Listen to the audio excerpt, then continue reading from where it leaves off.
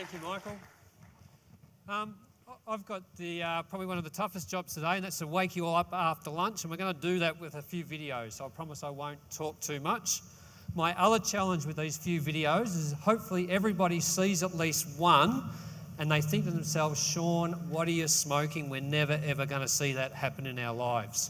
Because if I don't deliver a video like that, it means MLA is not looking far enough into the future. So these are the topics I'd like to cover. What are our funding models? I do want to cover off on that very quickly.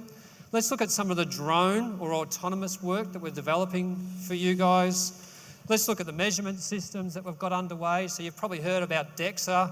I've got a video on DEXA and we'll take it to the next step. What about connectivity and Internet of Things? What are we doing in that space? What are consumers wanting for us? And what support and resources can we provide you guys as producers? So how does MLA's funding work? Just very, very quickly, a couple of slides. In the middle of that PowerPoint, you can see we get access to federal government money for R&D. Last year it was approximately $85 million. Now we can't get access to $1 of that unless we get a new dollar coming in the door. And if we don't leverage that $85 million, Canberra gets to keep it, and I think that's a disgrace. So if I can just go back one. So the first way we leverage that money from the federal government is you all pay levies. So if you're a beef levy payer, you pay $5. 92 cents of that $5 gets used for R&D. If you add up all of those 92 cents throughout the year and add up AMPC, so the processor levies, it equates to roughly about $47 million. And we can use that straight away to leverage $47 million from the federal government. But 85 million take 47, there's some left over. So how do we access that? This is where we do a lot of what I think is really, really exciting work, and everything I present on today is done through this bottom bucket. It's called the MLA Donor Company.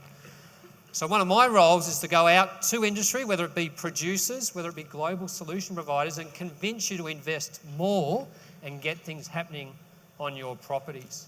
So just keep in mind, for anyone in this audience, whether you're a producer, whether you're a solution provider, you can access this funding opportunity to get on with your ideas. So let's look at some of our autonomous systems. We're doing lots of work on drones, whether they be aerial drones, ground drones, satellite images, and we're even looking at running sports stadium type cameras across the top of feedlots. I'm just going to give you a couple of videos of one of the widgets that we're working on at the moment.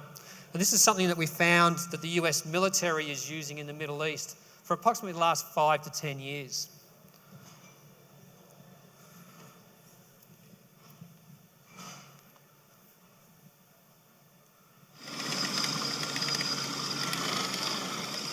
So this is an autonomous solution.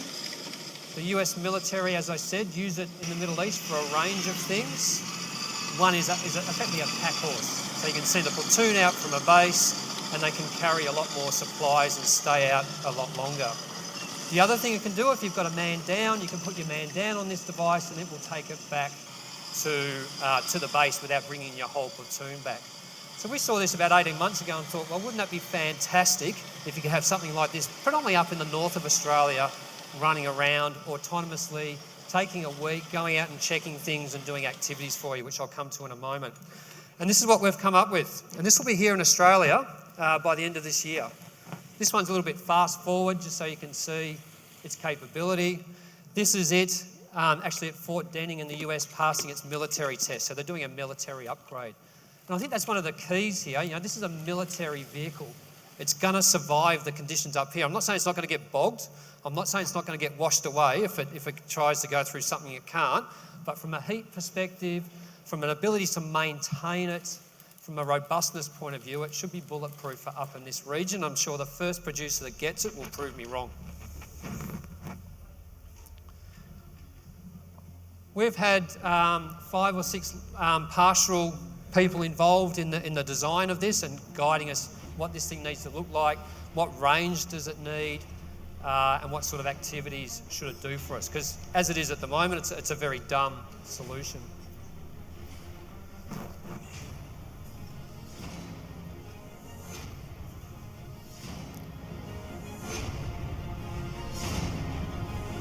So the US military is going to add some widgets to it, and I'll show you one of those very soon. The US military is about to place an order of about 50 for these things for further evaluation. And we're building one for Australia to bring here and effectively leave it in Australia and truck it around towards the back end of this year and all next year, predominantly up here in the north, to get some feedback from producers about how valuable it is or isn't this thing. It's diesel electric, so it can run in silent mode, and it will effectively run for as long as you can throw diesel onto it. It'll carry another half a tonne on its back. Here's one of the options if you want it. I actually don't think we'll ever be allowed to bring this into Australia. But I wonder what the US military are doing with these sorts of things. So you can see that's the early version they had from 5 or 10 years ago. Now, without exaggerating too much, these are the sorts of tools that you can put on it. So I think the main takeaway from that is that underlying platform vehicle will be here, hopefully by the end of this year.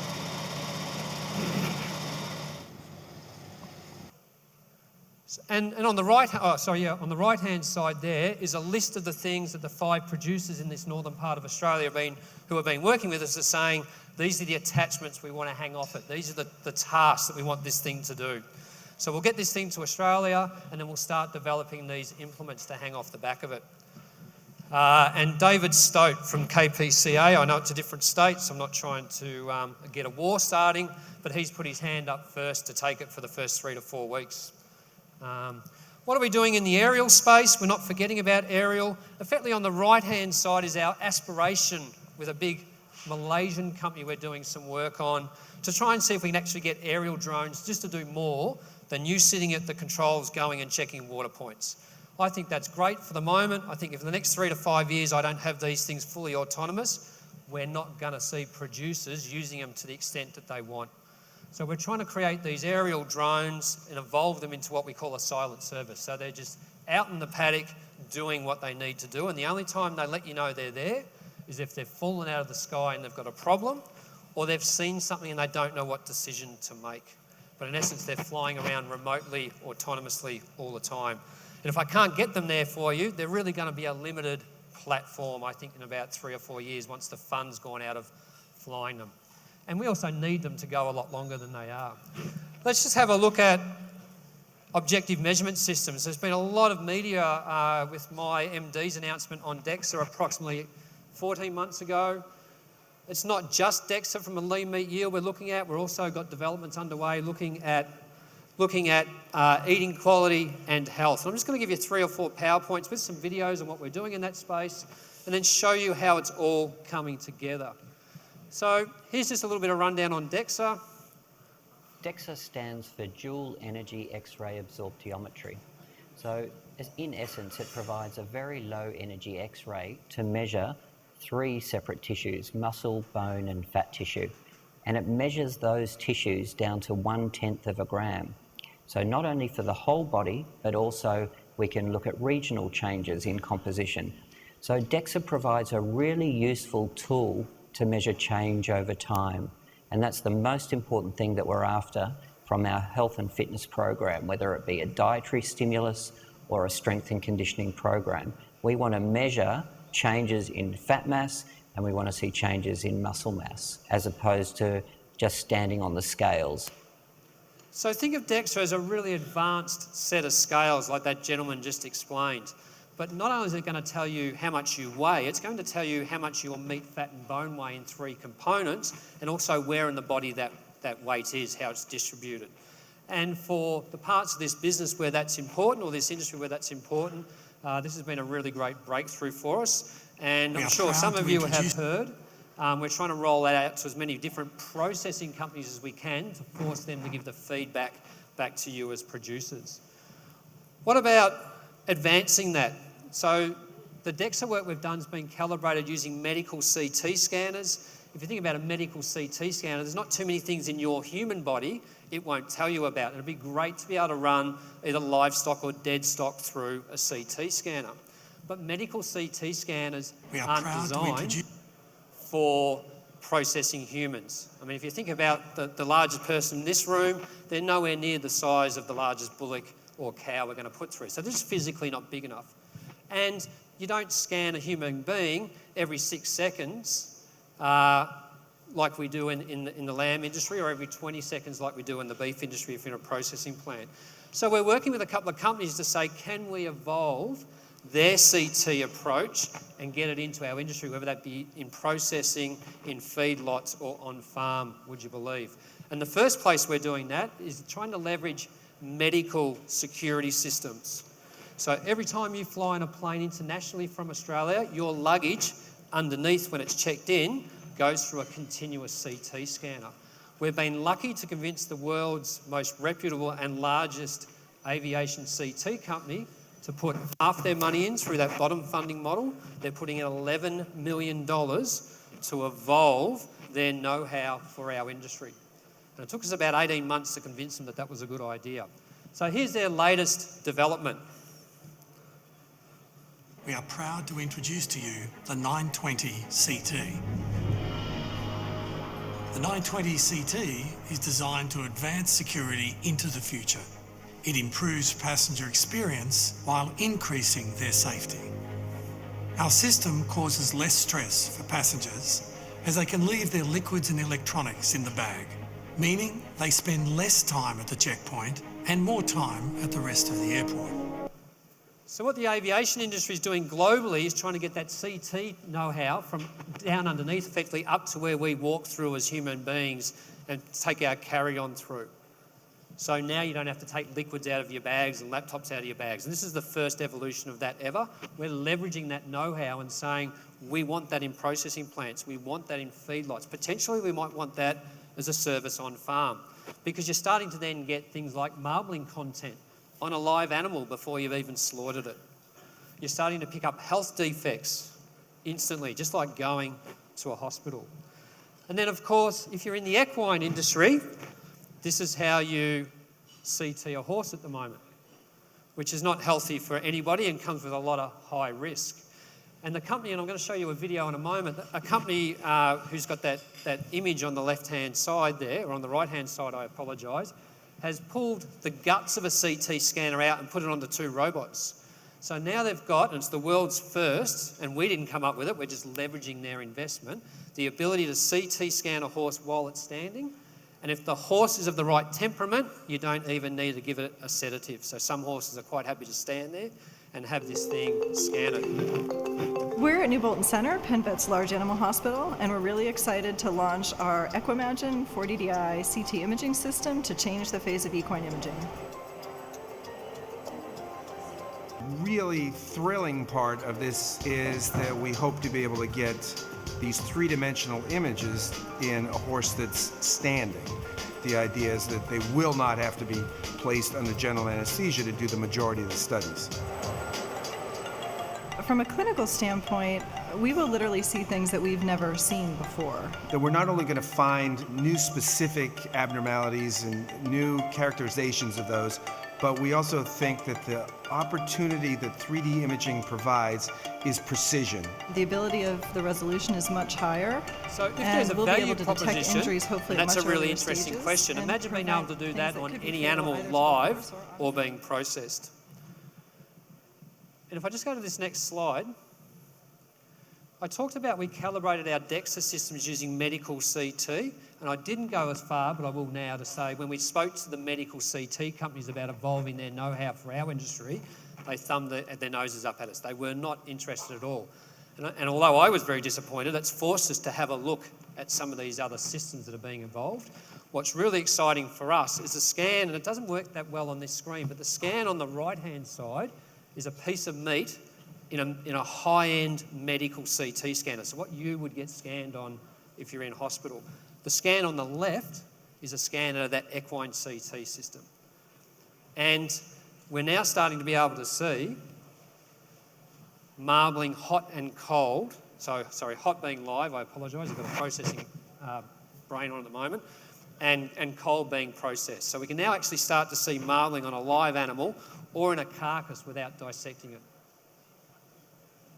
So imagine what that might mean to feedlot induction. Imagine what that might mean to some sort of extraction out of paddocks up here if we can find the right business model around it. So how's this all coming together? And this is the next 3 slides are a mix of in processing and on farm.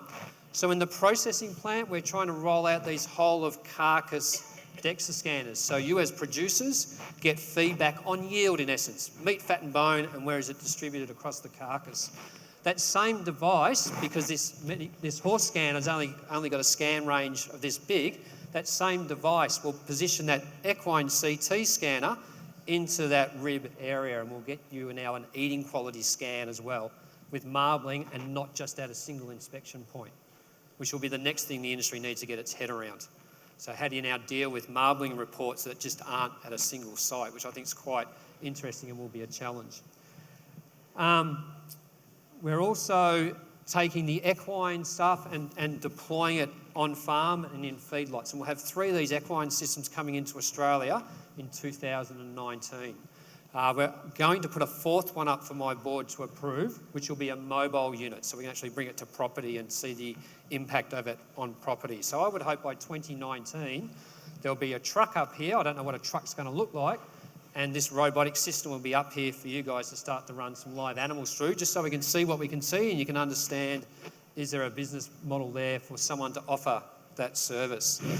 So let's move on from objective measurement, but just remember we've got really 3 things coming your way. We've got the yield of the animal, initially feedback from processing plants, but we're trying to get you some on-farm measures as well.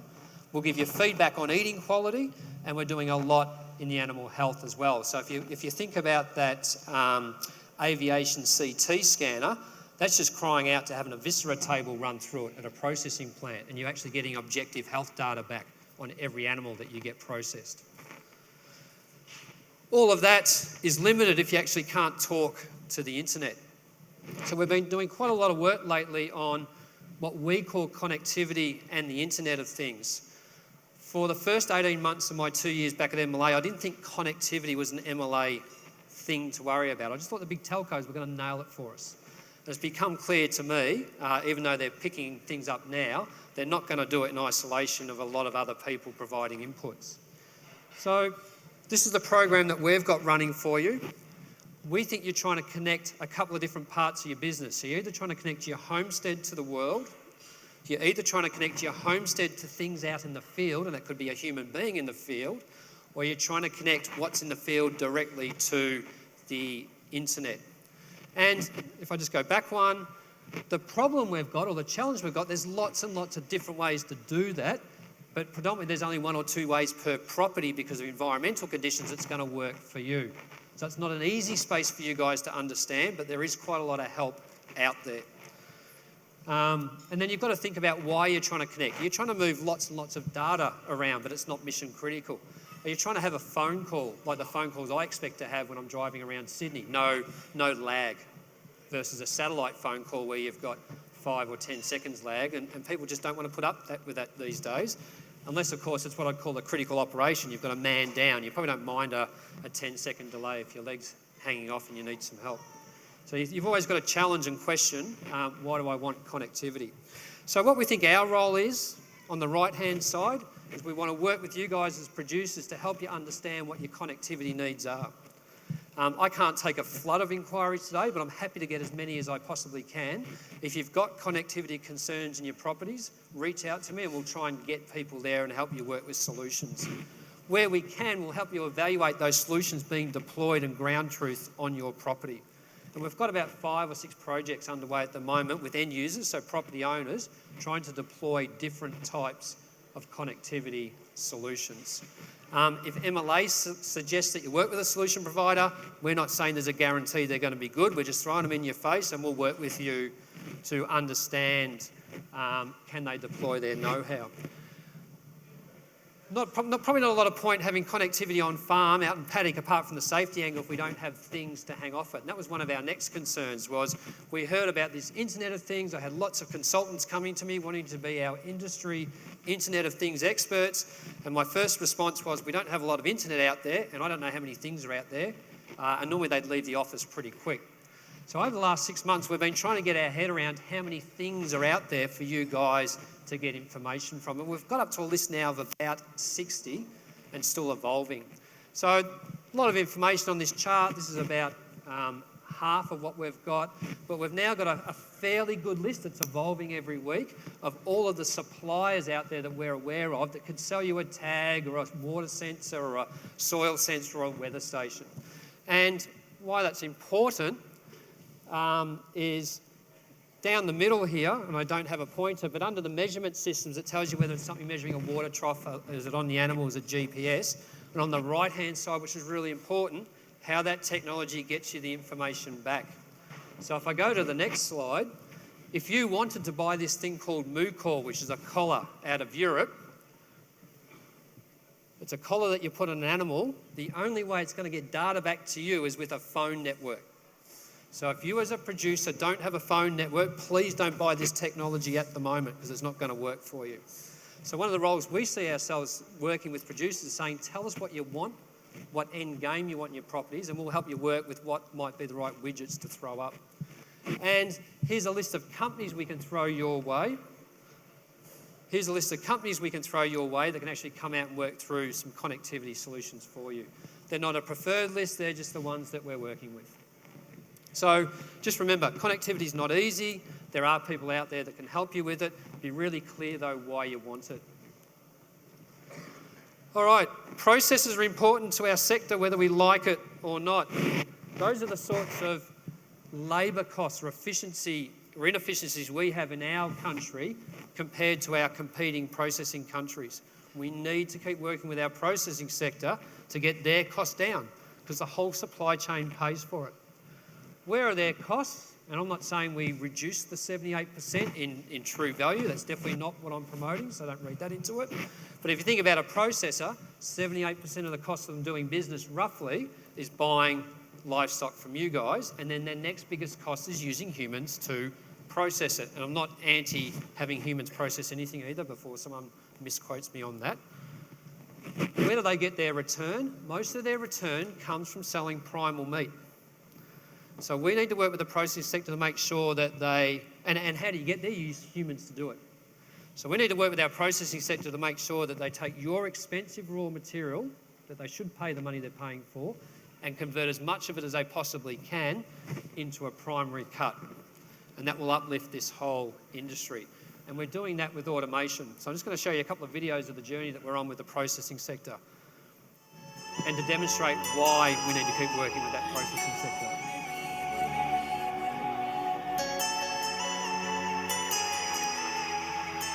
This is our lamb automation vision from about 15 years ago. This is pretty much done and dusted. We've got 4 systems in Australia now and about another 4 being quoted. So every one of these carcasses is x-rayed. We know exactly where the bones are and they cut it within plus or minus 3mm accuracy every time. And the benefit of getting that is if you get that cut wrong, this part's worth $5 a kilo. This bit's worth $20 a kilo and $10 a kilo down here. So if you don't get those cut lines right, it costs this supply chain a substantial amount of money. Every time that lamb video runs, the companies that have got them in make $4 a head net profit. So if you're processing 1 million animals a year, that's $4 million a year. That's more money to go to the sale yards or the paddock to pay for livestock. And here's our first entry into beef. So we're on the beef journey, and this is what the pork guys are doing. So they're starting to debone a carcass even further. So we're on a journey now. It's a predominantly beef audience. We're starting to automate that beef processing sector for them to recover and be able to sell a higher value offering from your livestock. And we've got enough evidence now to show that if they're making more money at the retail end, eventually that comes back to you guys when the environments are right. So if if everyone's in a mad rush turning off cattle because we've got a drought coming, it's a processor's game. If you've got lush grass out there, it's a producer's game, and some of these benefits start to flow back over a period of time. And that's been pretty well documented now. So that's the journey on with beef. It's going to take us another 5 or 10 years, but you'll start to see Australia really lead the way in beef boning automation. So why is automation important? Labour costs about 6%. If we can get a 1% increase in those cutting accuracies, and we get a lot more than that, that's actually better than saving 12.5% of your workforce. So one of the really good things about the automation we do on those cutting lines is if we get the cutting lines accurate, you're not actually dropping off, or do you need to drop off a lot of labour to keep those plants efficient? Okay, we know retailers are starting to ask us for things like the beef sustainability framework. Everything I've shown you today, including the connectivity, is going to feed into this beef sustainability framework. Okay, so definitely a lot of things that MLA is doing is making sure that if there's data coming out of it, or if there's a widget that we're deploying, that can hopefully automatically feed into this process to make your lives simpler if you start reporting against this, or our consumers and customers demand it. So here comes some freaky stuff. How might consumers buy in the future? Oh, I apologise. Nice, just ask for a bit of help and get that one to run. In a digital age, shoppers expect so much more from their in-store experience. This is a real supermarket in Italy. Italy's biggest grocery retailer, is offering a richer customer experience with its supermarket of the future and transforming the way people shop. There's only one of these, so it's a pilot concept to see how consumers will react. And it's a thinking of 20 or 30 years of consumers saying they want something rolled into an offer to actually see whether they really want what they're asking for. But you'll actually see up here, you're starting to see food moles, you're starting to see calorie counts, you're starting to see environmental footprint. And who knows what else they want to hear about before they consume. Now, I think it's going to be a long time before I see something like this in the supermarket I shop at, probably a damn long time. But Europe is starting to drive these sorts of things, and a large enough part of our meat goes to European customers, and the Americans won't be too far behind it. And then, just to take you on the wildest road, if they've spent all that time going to a fancy supermarket like that, we reckon this is how they might cook it.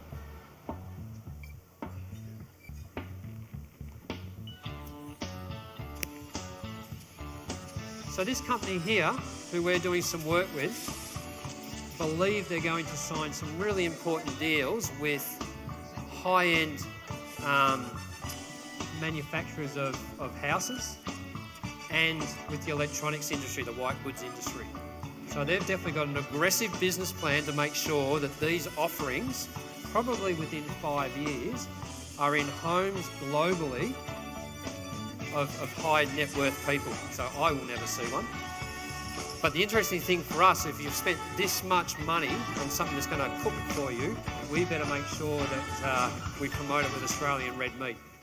So definitely everything that we're doing in the background is to work with these guys to say, how do we make sure red meat's on a lot of that promotional work that they're doing?